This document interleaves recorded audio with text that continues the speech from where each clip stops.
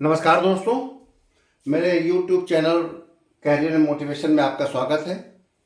भारतीय संविधान तथा भारतीय राजनीतिक व्यवस्था के अंतर्गत प्रत्येक टॉपिक पर मैं वीडियो बना रहा हूं, जिससे कि भारतीय राजनीतिक व्यवस्था तथा संविधान के प्रत्येक पहलू पर हम लोग उस पर डिस्कशन कर सकें।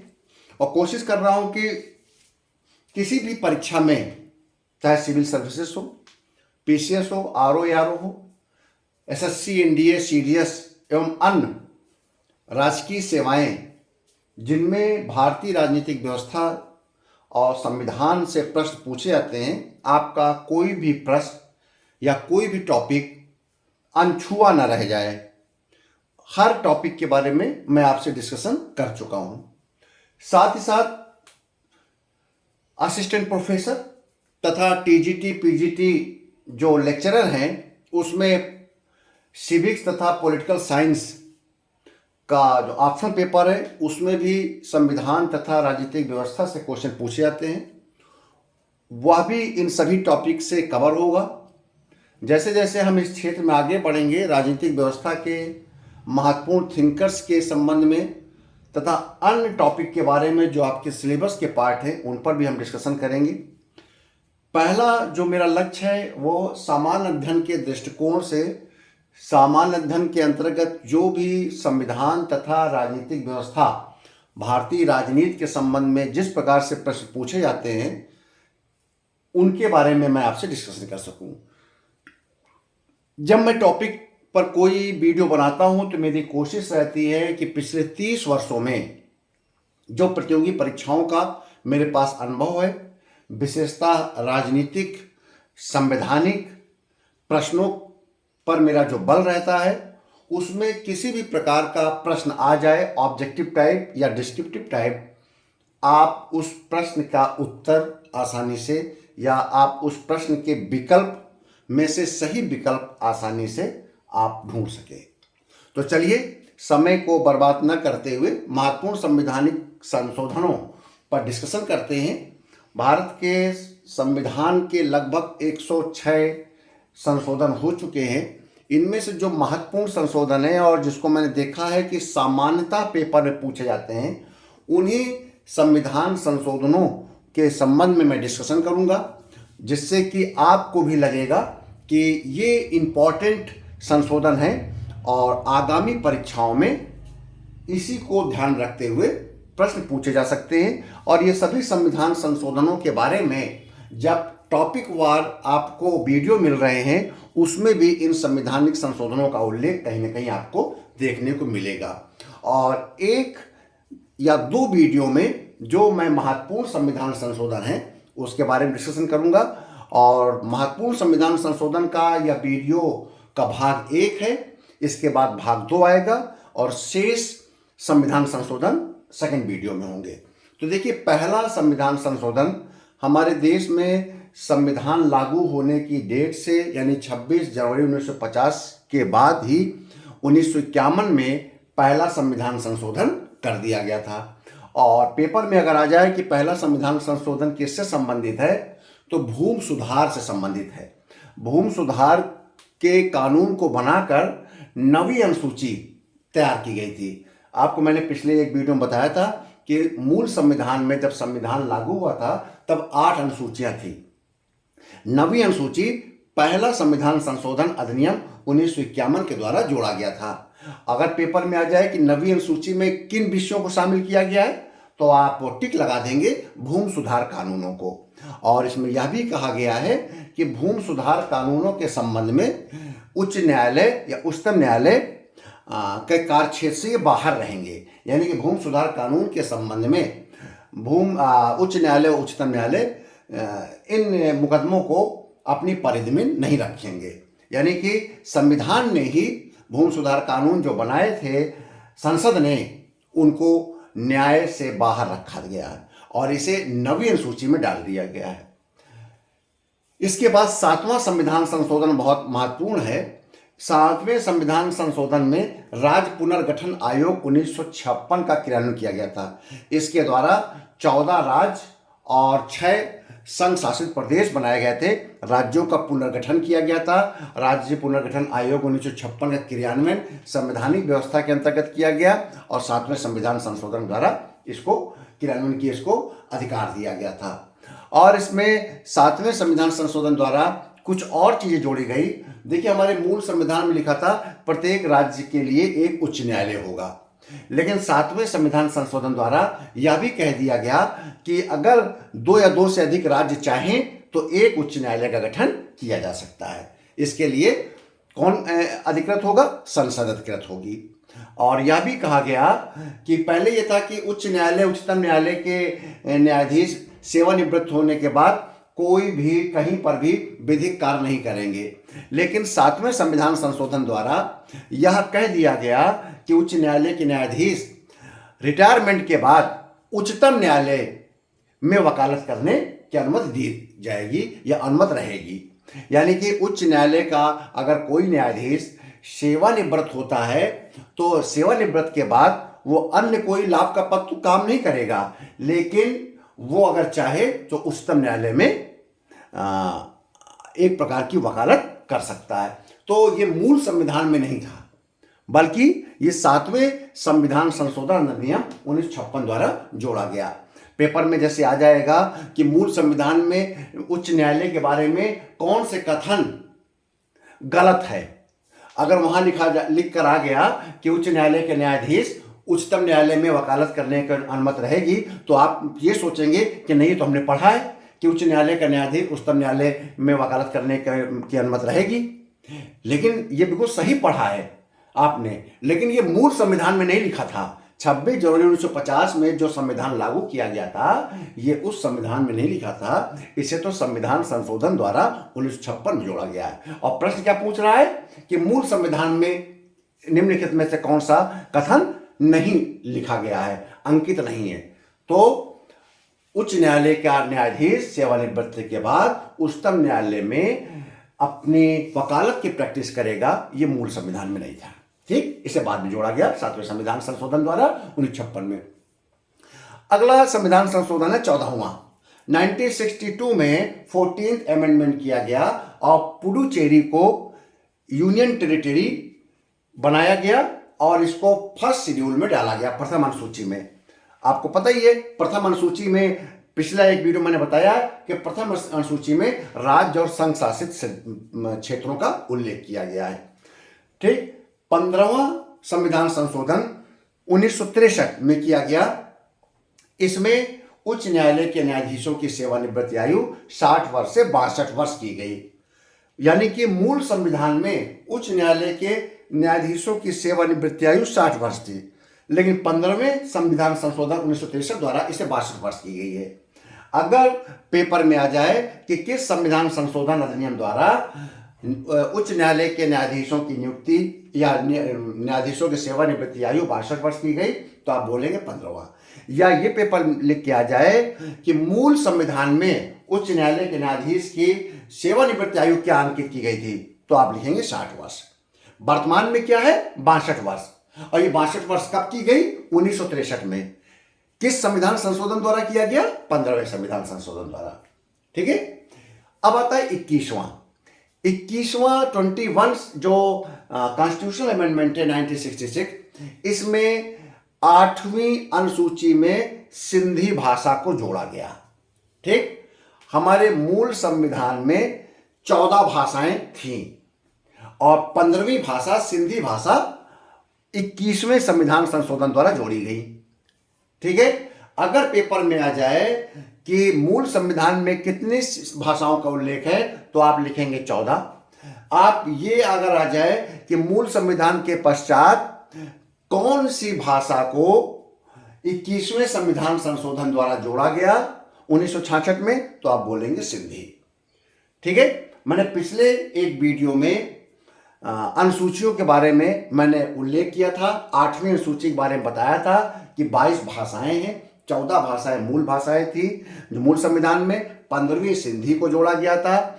उसके बाद 3 भाषाएं हमने जोड़ी, उसके बाद 4 भाषाएं फिर जोड़ी गई। 3 भाषाएं हमने 71वें संविधान संशोधन द्वारा कोंकणी, मणिपुर, नेपाली जोड़ी और फिर 2003 में हमने 4 भाषाओं को और जोड़ा। 2002 में 4 भाषाओं को और जोड़ा, जिसमें आपकी डोंगरी शामिल थी, मैथिली शामिल थी, बोडो शामिल थी और आपकी संथाली शामिल थी 2003 में। वो 92वां 92nd अमेंडमेंट था। तो आप भाषा के अमेंडमेंट आप जरूर याद रखेंगे, ठीक है। यानी कि 21वां संविधान संशोधन, उसके बाद 71वां संविधान संशोधन, उसके बाद 92वां यानी कि 92nd संविधान संशोधन, ये याद रखेंगे और भाषाओं को क्रम से याद रखेंगे।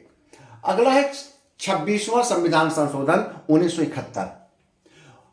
26वां संविधान संशोधन 1971 में भूतपूर्व राजाओं के विशेषाधिकारों को समाप्त कर दिया गया। प्रीवी पर्स जिसे कहते हैं, भूतपूर्व राजाओं के कुछ विशेषाधिकार थे, उनको 26वें संविधान संशोधन के द्वारा समाप्त किया गया। 31वां संविधान संशोधन के द्वारा लोकसभा सदस्यों की संख्या 525 से बढ़ाकर 545 कर दी गई, जो आज भी लोकसभा के सदस्यों की संख्या 545 है। यह कब किया गया था? 1973 में। जो 1971 में आपका जनगणना हुई थी, उसके आधार पर 525 से बढ़ाकर 545 कर दिया गया। पेपर में कभी पूछा जाए कि 545 जो लोकसभा की संख्या है, किस संविधान संशोधन के द्वारा इसको किया गया था, तो 31वां। ये जितने भी इंपॉर्टेंट संविधान संशोधन है, ये आपको बहुत अच्छे से याद रखने हैं, क्योंकि ये इंपॉर्टेंट से भी ज़्यादा इंपॉर्टेंट है, जो कि मैंने बहुत ही गंभीरता से इसको सेलेक्ट करके आपके सामने प्रस्तुत किया है। अब आता है 35वां संविधान संशोधन। कई बार पेपर में पूछता है कि सिक्किम को एक सह राज्य एसोसिएट स्टेट कब बनाया गया। एकमात्र स्टेट सिक्किम है जिसको सह राज्य का दर्जा दिया गया, इसलिए प्रश्न ज्यादा पूछा जाता है कि सिक्किम को एसोसिएट स्टेट का दर्जा कब दिया गया था, तो 1974 में दिया गया था। किस संविधान संशोधन द्वारा दिया गया था? 35वें संविधान संशोधन द्वारा दिया गया था, और 36वें संविधान संशोधन के द्वारा इसको दर्जा दे दिया गया था राज्य का। और ये कौन सा राज्य था? 22वां राज्य था। ये 22nd राज्य के रूप में पूर्ण दर्जा दिया गया 36वें संविधान संशोधन द्वारा। अब आता है 41वां संविधान संशोधन 1976। 41वें संविधान संशोधन 1976 द्वारा लोक सेवा आयोग के जो मेंबर होते हैं, अध्यक्ष होते हैं, इनकी आयु पहले 60 वर्ष थी, यानी कि मूल संविधान में भी इनकी आयु 60 वर्ष थी। इसको बढ़ाकर 62 वर्ष कर दिया गया। देखिए, 15वें संविधान संशोधन 1963 के द्वारा उच्च न्यायालय के जजों की सेवानिवृत्ति आयु 60 से 62 वर्ष की गई थी, और 41वें संविधान संशोधन 1976 द्वारा लोक सेवा आयोग के सदस्यों की सेवानिवृत्ति आयु 60 वर्ष से बढ़ाकर 62 वर्ष की गई। मैंने इसके बाद 42वां और 44वां संविधान संशोधन का उल्लेख नहीं किया है इसमें। इसको मैं जो सेकंड पार्ट लाऊंगा इंपॉर्टेंट संविधान संशोधन का, उसमें 42वें और 44वें के बारे में विस्तार से बताऊंगा, क्योंकि 42वें संविधान संशोधन को हम मिनी संविधान के रूप में जानते हैं। ठीक है, तो 41वें के बाद देखिए यहाँ पर 50वां संविधान संशोधन है। अगला वीडियो देखिएगा तो 42वां 44वां के बारे में आपका बहुत अच्छे से जानकारी होगा, जिसके बारे में विस्तार से बात करूंगा। 42वां संविधान संशोधन कांग्रेस लेड गवर्नमेंट ने संशोधन किया था, और 44वां संविधान संशोधन 42वें संविधान संशोधन में परिवर्तन करके जनता पार्टी सरकार ने संशोधन किए थे 44वें संविधान संशोधन। अब आता है 50वां संविधान संशोधन 1984। 50वें संविधान संशोधन के द्वारा जो कि अनुच्छेद 33 में, देखिए आपको पता है 32 में तो मूल अधिकार का रिटों के बारे में उल्लेख किया गया है, जिसमें 5 रिटें जारी की जाती है। 33 में सुरक्षा बलों के मूल अधिकारों के बारे में बताया गया है। तो 50वें संविधान संशोधन के द्वारा सुरक्षा बलों के मूल अधिकारों को प्रतिबंधित किया गया है। मतलब कि सुरक्षा बलों को जो मूल अधिकार आम नागरिक को मिलते हैं, सुरक्षा बलों के लिए वो प्रतिबंधित रहेंगे, रिस्ट्रिक्टेड रहेंगे। ठीक है, युक्त दिया जाएगा, रीजनेबल दिया जाएगा। आम नागरिक की तरह जो हमारे सुरक्षा बल हैं उनको मूल अधिकार नहीं मिलेंगे 50वां संविधान संशोधन द्वारा। अब आता है 52वां संविधान संशोधन 1985। मैंने पिछले वीडियो में बताया था कि जो आपकी 10वीं अनुसूची है उसमें दल बदल कानून को शामिल किया गया था और 10वीं अनुसूची बनाकर। तो 10वीं अनुसूची 1985 में संविधान में जोड़ी गई थी और इसे 52वें संविधान संशोधन के द्वारा, बहुत अच्छी तरह से याद कर रखिएगा, 52nd कॉन्स्टिट्यूशनल अमेंडमेंट 1985 के द्वारा इसमें 10वीं अनुसूची जोड़ी गई और इसमें दलबदल कानून डाला गया था।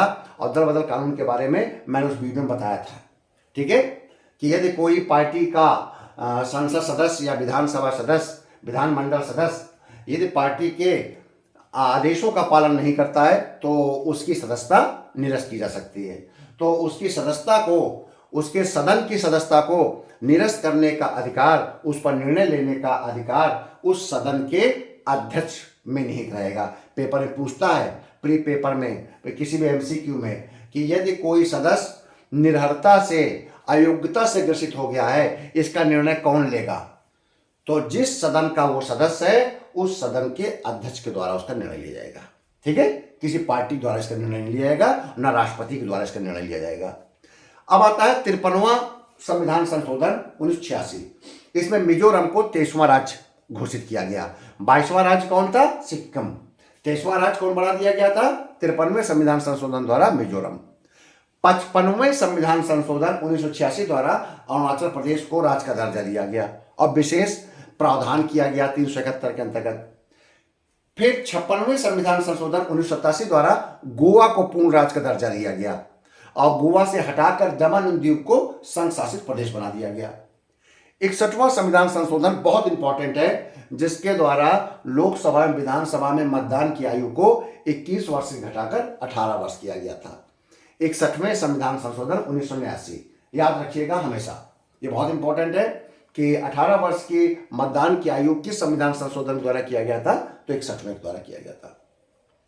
अब आता है 65वां संविधान संशोधन 1990। 65वें संविधान संशोधन के द्वारा अनुच्छेद 338 में अनुसूचित जात, अनुसूचित जनजाति के कल्याण के प्रावधान का उल्लेख है। जो शेड्यूल कास्ट, शेड्यूल ट्राइब्स के कल्याण के लिए सरकार कौन कौन से कदम उठाएगी, इसके बारे में 338 में उल्लेख किया गया है। तब 65वें संविधान संशोधन द्वारा अनुसूचित जात, अनुसूचित जनजाति राष्ट्रीय आयोग का गठन किया गया था। यानी कि हमारे मूल संविधान में SC/ST आयोग का उल्लेख नहीं था, 65वें संविधान संशोधन द्वारा इसको बनाया गया। इस आयोग में दोनों के कल्याण के बारे में आयोग का गठन था। शेड्यूल कास्ट के भी कल्याण का ध्यान रखना था और शेड्यूल ट्राइब्स के भी, जो आगे चलकर शेड्यूल ट्राइब्स के लिए अलग आयोग के गठन की बात करेगा। और फिर उसके आगे चलेंगे तो ओबीसी के आयोग के गठन के बारे में भी संवैधानिक दर्जा दे दिया गया है। यानी कि अगर पेपर में अगर आ जाए कि निम्न में से कौन सा संवैधानिक संस्था नहीं है, पेपर में आ जाए अनुसूचित जाति राष्ट्रीय आयोग, अनुसूचित जनजाति राष्ट्रीय आयोग, पिछड़ा वर्ग राष्ट्रीय आयोग और राष्ट्रीय महिला आयोग, तो आप निशान लगा देंगे राष्ट्रीय महिला आयोग। राष्ट्रीय महिला आयोग कॉन्स्टिट्यूशनल बॉडी नहीं है, इसके बारे में संविधान के किसी अनुच्छेद में उल्लेख नहीं किया गया है। लेकिन अनुसूचित जात के बारे में, अनुसूचित जनजाति के बारे में और बैकवर्ड क्लास के राष्ट्रीय आयोग के बारे में संविधान में उल्लेख है और संविधान संशोधन करके किया गया है। तो अनुच्छेद 338 में अनुसूचित जाति एवं जनजाति राष्ट्रीय आयोग का गठन किया गया और ये 65वें संविधान संशोधन द्वारा बनाया गया था, ठीक है। 69वां संविधान संशोधन द्वारा दिल्ली को विशेष राज्य का दर्जा दिया गया। पेपर में आएगा कि दिल्ली को विशेष राज्य का दर्जा, NCR जिसे कहा गया, NCR राष्ट्रीय राजधानी क्षेत्र दिल्ली किस संविधान संशोधन के द्वारा यह नाम दिया गया था? तो 69वें संविधान संशोधन द्वारा। और किस अनुच्छेद में इसका उल्लेख है? तो 339 AA या काका और या काखा, 339 AA और या 339 AB जोड़कर दिल्ली जो कि संघ क्षेत्र था उसको विशेष राज्य का दर्जा दिया गया और इसको राष्ट्रीय राजधानी क्षेत्र दिल्ली इसका नाम रखा गया। और इसमें यह भी उल्लेख किया गया कि दिल्ली के लिए विधानसभा में 70 सदस्यीय विधानसभा होगी, यानी कि 70 MLA से बनकर दिल्ली की विधानसभा बनेगी और इसमें 7 मंत्रिपरिषद के सदस्य होंगे, मुख्यमंत्री को शामिल करते हुए। ये 69वें संविधान संशोधन द्वारा ही इस बात का उल्लेख कर दिया गया है। कितने सदस्य संख्या होंगे? 7 होंगे। मंत्रि परिषद में 7 सदस्य होंगे जिसमें मुख्यमंत्री शामिल है। 70 सदस्यीय विधानसभा होगी और इसको हम एनसीआर कहेंगे, राष्ट्रीय राजधानी क्षेत्र दिल्ली कहेंगे। और किस संविधान संशोधन द्वारा ये नाम रखे गए? 69वें संविधान संशोधन 1991 द्वारा। इसके बाद 70वां संविधान संशोधन 1992 है। इसमें दिल्ली एवं पुडुचेरी दोनों विधानसभाएं गठित कर दी गई थी।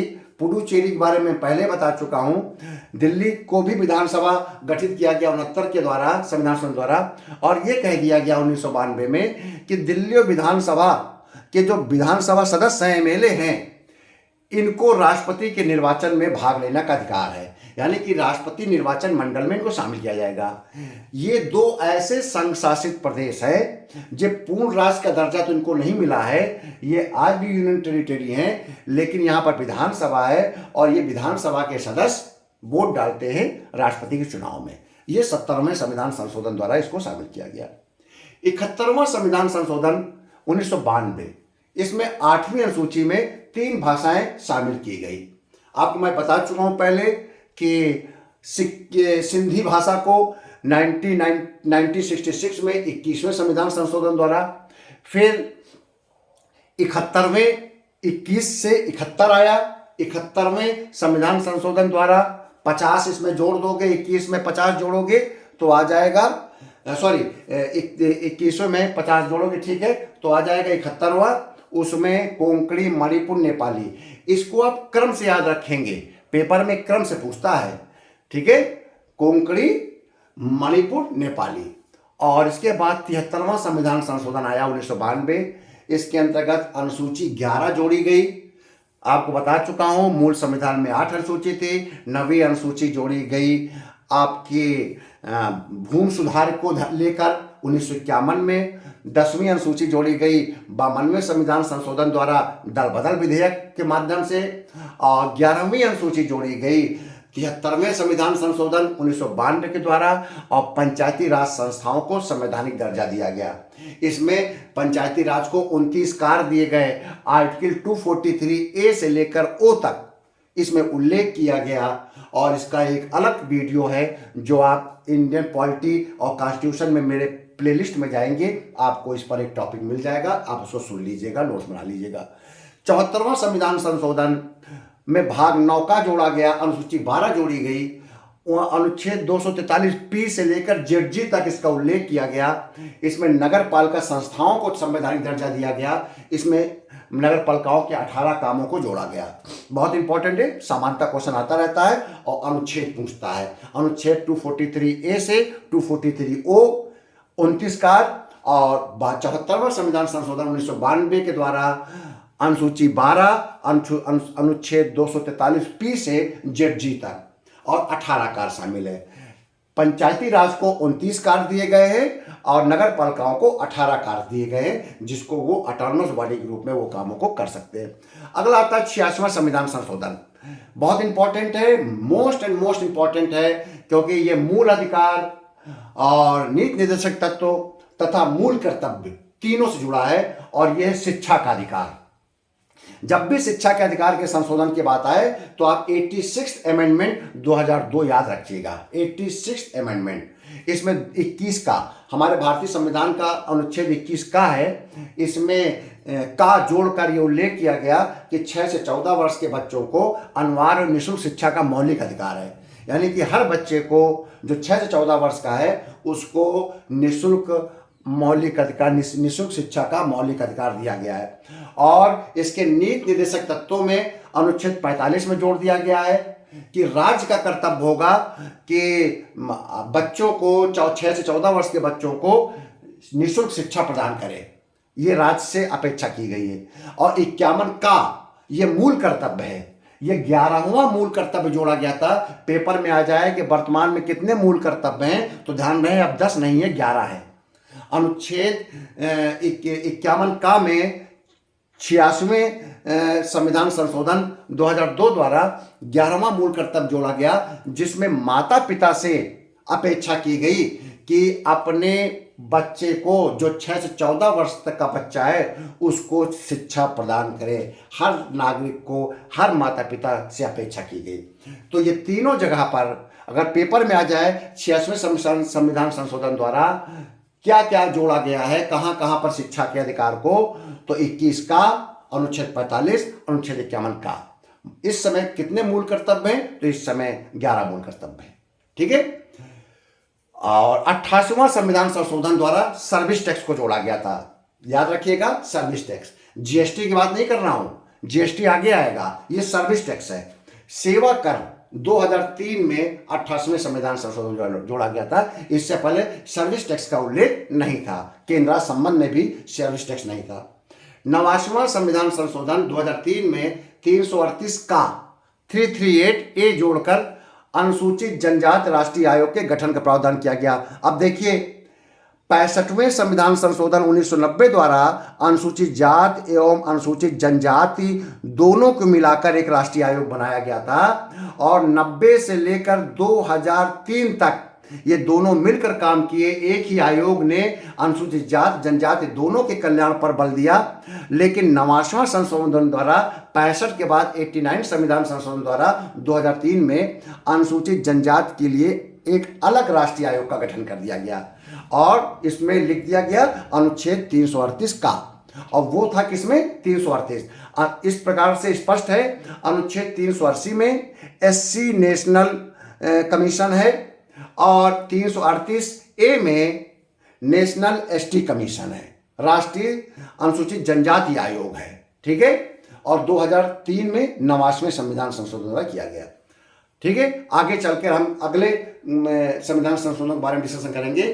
अब आता है 91वां संविधान संशोधन, बहुत इंपॉर्टेंट है, टिक लगा लीजिएगा, 2003 में किया गया था। ये भारत के संविधान के अनुच्छेद 75(1) में जोड़ दिया गया था, और यह कहा गया था कि लोकसभा की कुल सदस्य संख्या से 15% से अधिक मंत्रि परिषद के सदस्य नहीं होंगे। यानी कि टोटल लोकसभा की जो स्ट्रेंथ है उसका 15% तक ही प्रधानमंत्री को जोड़ते हुए मंत्री बनाए जाएंगे। ठीक। तो ये 91वां संविधान संशोधन द्वारा है।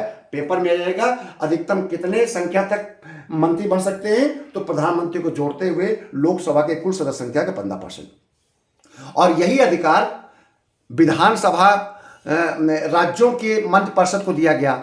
अनुच्छेद 164(1) का के अनुसार वहां पर भी कहा गया कि टोटल विधानसभा की जो संख्या है उसके 15% से ज्यादा मंत्रि परिषद सदस्य नहीं हो सकते, मुख्यमंत्री को मिलाकर। लेकिन 12 से कम भी नहीं रहेंगे। मान लीजिए कहीं 70 सदस्यीय विधानसभा है, तो 15% उसका निकल रहा है 10 या 11, तो कम से कम 12 सदस्य रहेंगे। 12 से कम नहीं रहेंगे किसी भी राज्य में। लेकिन दिल्ली को छोड़कर, दिल्ली के लिए क्या सदस्य संख्या दी गई थी मंत्रि परिषद की? 7 दी गई थी। दिल्ली में केवल 7 रहेंगे, लेकिन अन्य जगहों पर कम से कम 12 और अधिक से अधिक टोटल विधानसभा की संख्या का 15%। और 92वां संविधान संशोधन 2003 में किया गया। इसमें 8वीं अनुसूची में बोडो, डोगरी, मैथिली और संथाली भाषा को जोड़ दिया गया, और कुल वर्तमान में 22 भाषाएं हैं। इसको इसी क्रम में याद रखिएगा, 92वां संविधान संशोधन 2003। इसके आगे जो भी महत्वपूर्ण संविधान संशोधन हुए हैं 106 तक, और 42वें तथा 44वें संविधान संशोधन के बारे में अगले वीडियो में हम डिस्कशन करेंगे। मेरे वीडियो को लाइक करिए, सब्सक्राइब करिए, अधिक से अधिक कमेंट्स करिए। कुछ आप और कुछ नई चीज चाहते हैं तो उसके बारे में डिस्कशन करिए, कमेंट्स कीजिए। बहुत बहुत धन्यवाद।